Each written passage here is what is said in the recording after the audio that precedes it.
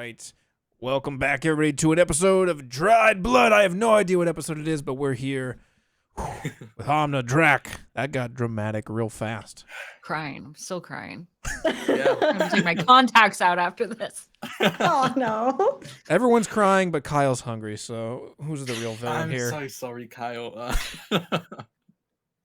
I gotta say, we're gonna work backwards through this because I'm still in my emotions of the scene that you two have set up. And I want to know, like, obviously, the two of you are just embedded in a legacy, like all of your TTRPGs that you all have been a part of, just beautiful RP time and time again. And that's also why we asked both of you back because hell of storytellers here. And this was a champion moment.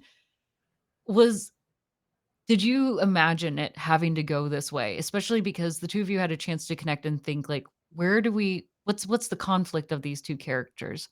Did Yeah. you see it ending in this format? Either of you? I think like we were sure it's gonna like.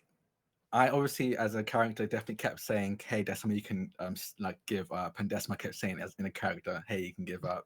Obviously, we both were like, "This is deathmatch. We're going to fight to the death." Yeah. But at the very least, we should have like reasons why we're trying to talk each other down. So I Yeah. think we did come in like with that in mind. Mhm. Personally, I did not think I would win. I actually did not think I'd win. Look, I roll like absolute This is something that if you've watched me perform, true. you know is a fact about me is Yeah. I roll like ass. Like, so that's why when Drac was like, oh, you know, like I'm ready to lose. I was like, are you though? Because like I don't know if I'm gonna hit you like at all.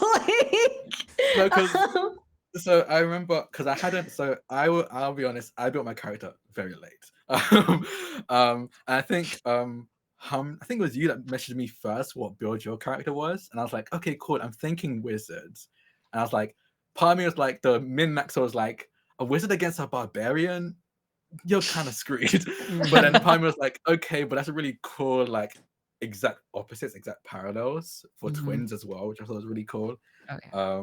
So I leaned into just a bunch of spells that meant I didn't need to do anything physical. Just every single non-physical spell I took. Mhm. I didn't know that it was going to go the way that it did Mhm. coming into it because like Jack said, we kind of came in being like, cool, we're going to play twins who like love each other and don't want to kill each other. But ideologically speaking, Mhm. they're opposed and they feel like they're in each other's way and they have to. This is the only thing that is going to make things right based off of the fact that one of our other siblings was killed. And we blame the god of fate for that. And now we both have different ideas of like how to deal with that. Partway through the game, though, I think somewhere in the second half, Drac, you started sort of giving me some very specific sort of like moments and opportunities, and my brain started going, I think I die. I think this is Nana's. Like I think this is Nana's game, and I think narratively speaking, that is the more satisfying conclusion. And I was kind of going between two different ideas in my head of like where we could potentially go. One idea I had was like, oh, like, you know, Nana could kill me in an attempt to like save me because that was one thing you were sort of trying to set up is like I want to save you from yourself, and so I was gonna like full go into it and like lean into like the corruption of it. But the other idea was the sacrifice, was the force you to make a decision, and it just kind of organically happened that like that one I think felt more correct in the moment than the other way. But yeah, I didn't know going into it what would happen, but I at some point during the game I like was like, I'm picking up what Drac's putting down. I think this is the correct way to take this.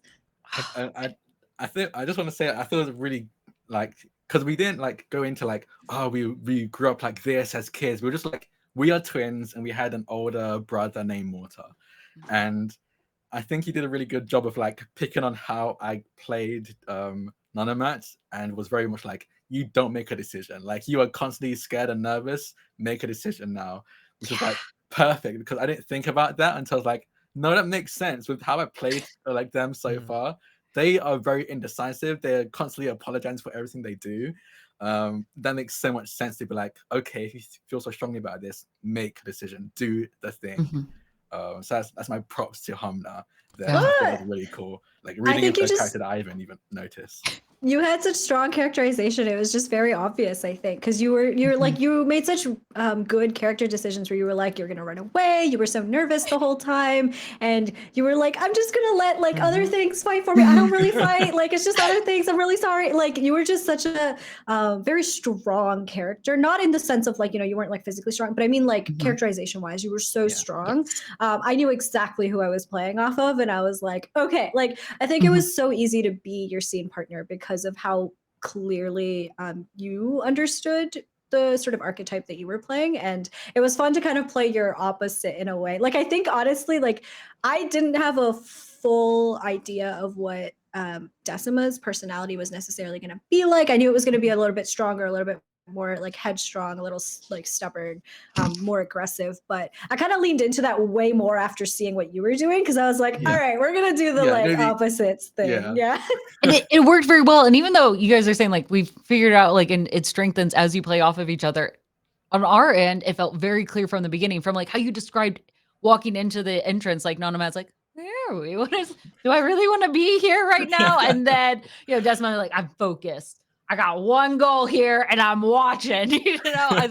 I loved it, the intensity and just the juxtaposition of the way that they were approaching this and who they are as individuals. Like it was such a sharp narrative that was built out. And I have to say the two of you are incredibly creative. Mudcat and I were both very like in love with the hero points that the two of you decided. And Jack, I appreciate you reimagining the second. Yeah. It was really cool, but it was like, I don't want to take away what they just came up with because it was really good.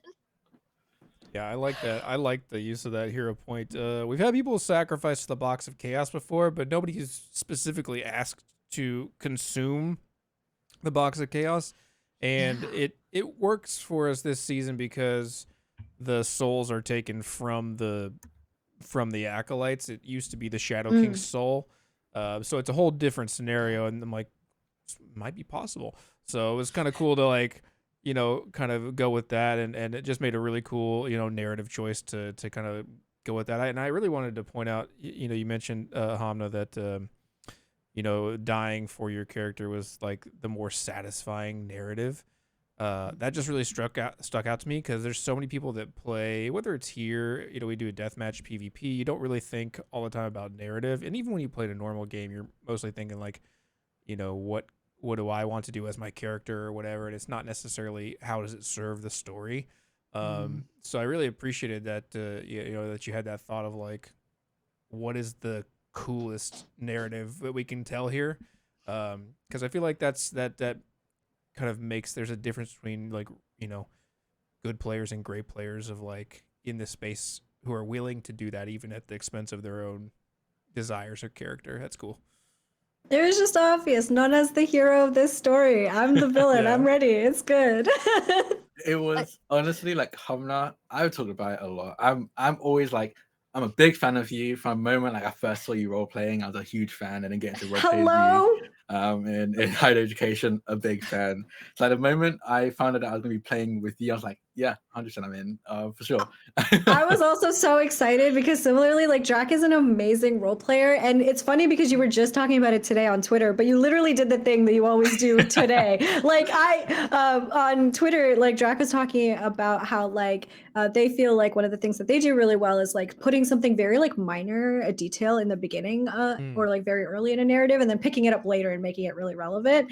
And as soon as you were like, I'm gonna take that tray, I was like, that tray's coming back. What are we gonna do with that later?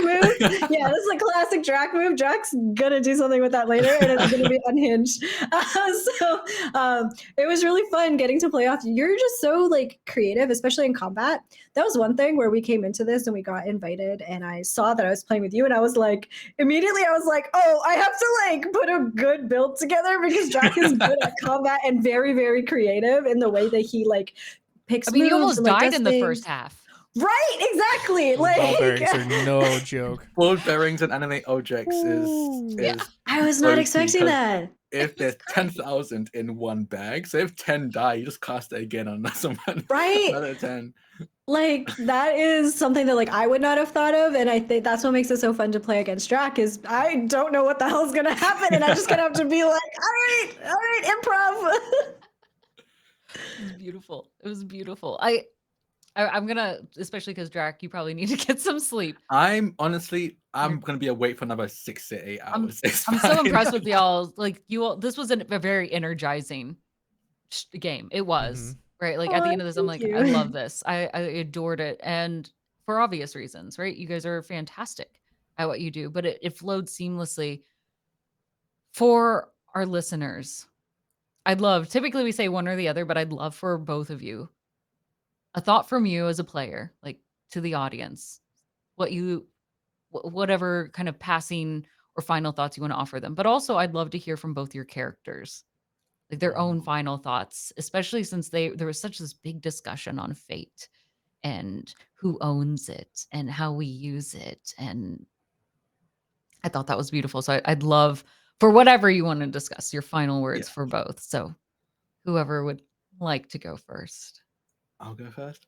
I think I'll start with Nonamatt's passing thoughts as they carry Decima back home for a proper burial.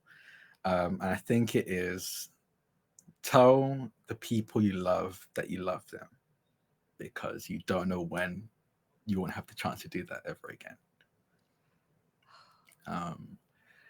For me,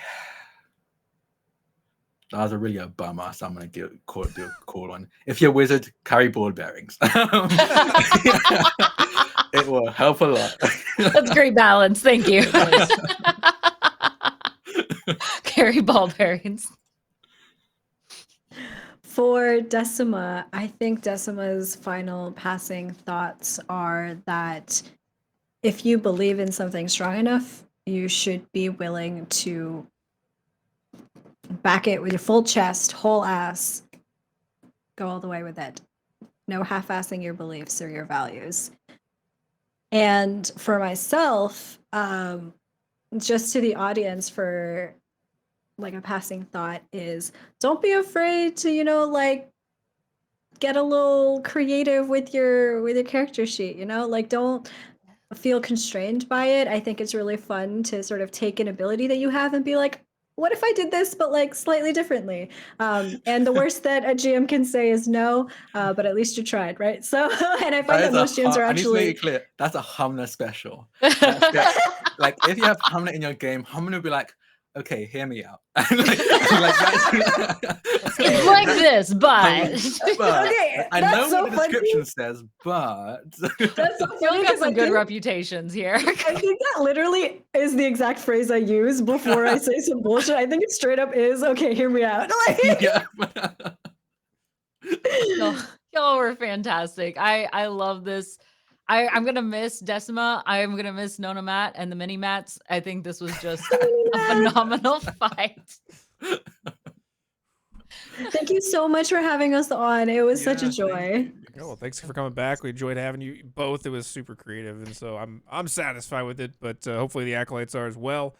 But we're gonna be Get better. leaving it off there for the evening, and we'll see the rest of you for the next D20 Deathmatch.